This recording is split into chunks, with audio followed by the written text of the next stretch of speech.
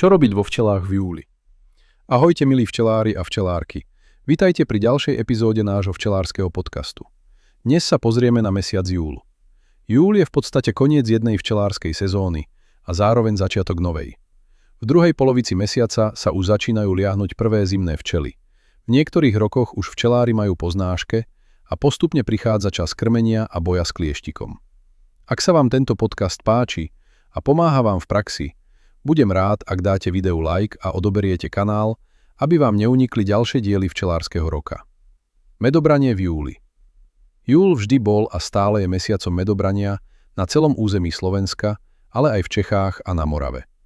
Je pravda, že v posledných rokoch narástol význam jarných znášok z repky a ovocných stromov, no stále sú oblasti, kde hlavná znáška roka prichádza až v júni a júli.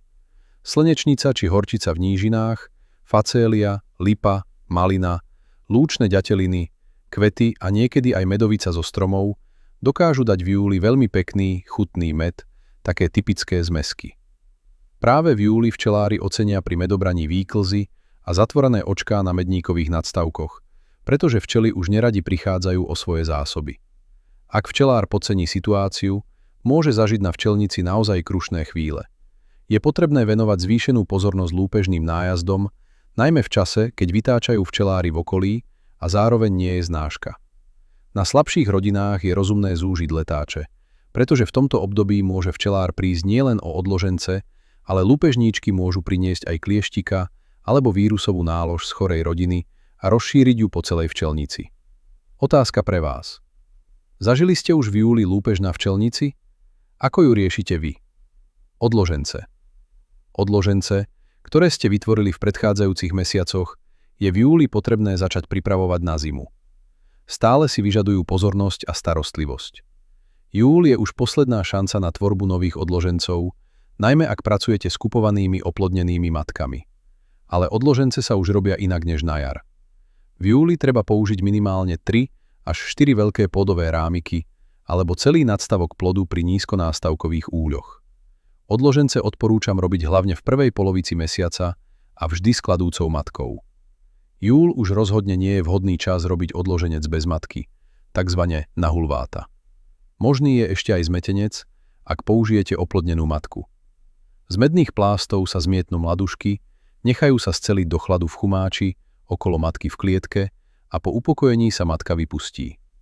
Aj tu sa ukazuje výhoda výklzov, pretože práve v ich dolnej časti sa zhromažďujú mladušky, ktoré sa dajú jednoducho použiť na zmetenec bez ometania plástov. A pri odložencoch v júli platí jedno pravidlo. Krmiť, krmiť a ešte raz krmiť. Práca s kmeňovými včelstvami. Popri odložencoch sa včelár venuje aj hlavným, kmeňovým včelstvám. V plodisku je vhodné odstrániť nedostávané medzisteny, panenské plásty a trúdie plásty, ak tam ešte zostali zabudnuté. Ak sú už zanesené medom, presuňte ich do nadstavku, kde bude prebiehať jarné plodovanie.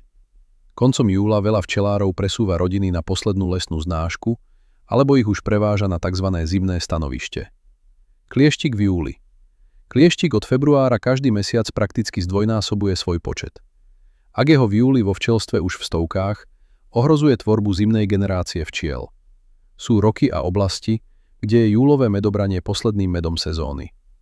Ak už neplánujete ďalšie točenie, je potrebné koncom júla začať nekompromisný boj s klieštikom. Ak včelár klieštika neodstráni včas, oslabí už larvy v bunkách a vyliahnuté včely ľahko podľahnú vírusovým chorobám. Neskoršie odstránenie klieštika už často nepomôže, pretože včely hynú na vírusy, ktorým klieštik otvoril cestu. Keďže už nehrozí ovplyvnenie medu a medníkové plásty sú preč, je možné použiť kyseliny, Apiguard, Ecopol, Gabon alebo iný systém, ktorý včelár používa. Nie je až tak dôležité, čo použijete, ale aby zásah pôsobil dlhodobo a pokryl aj klieštiky vychádzajúce z buniek spolu s mladuškami. Otázka pre vás. Začínate s liečením klieštika už koncom júla, alebo čakáte až na august? Krmenie v júli. Júl je mesiac medobrania, ale zároveň často aj mesiac krmenia. A to je realita posledných rokov. Ak včelár vytočí všetok med a povie si, že je len júl a včely si ešte niečo donesú, riskuje vážny problém. Matka obmedzí kladenie, včely sa vrhnú na obnovu zásob a medzi tým sa raketovo zvyšuje počet klieštika. Niektorí včelári síce včely v júli nekrmia, ale aspoň ich podnecujú malými dávkami, aby udržali plodovanie aj bez znášky. Takýto postup je rozumný hlavne vtedy, keď včelár zakrmuje do jedného nadstavku a potrebuje, aby sa včely liahli a zároveň si ukladali zásoby. Iní včelári zasa čakajú na možnú medovicovú znášku v auguste či septembri, ale je to dosť riskantné. Často sa to rieši kompromisne. Časť rodín sa koncom júla zakrmi a prelieči, časť sa po ošetrení drží ešte v pracovnom režime a včelár sleduje situáciu v prírode. Záver. Všetky rady pre júl treba vždy prispôsobiť miestnym podmienkam. Niektorí včelári robia tieto kroky v júli, iných to čaká až v auguste.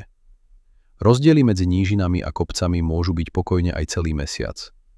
Ak sa vám tento podcast páčil, nezabudnite dať like a odoberajte kanál, aby ste mali prehľad o tom, čo robiť vo včelách počas celého roka. Ďakujem za počúvanie a prajem vám rozumný a úspešný júl vo včelách.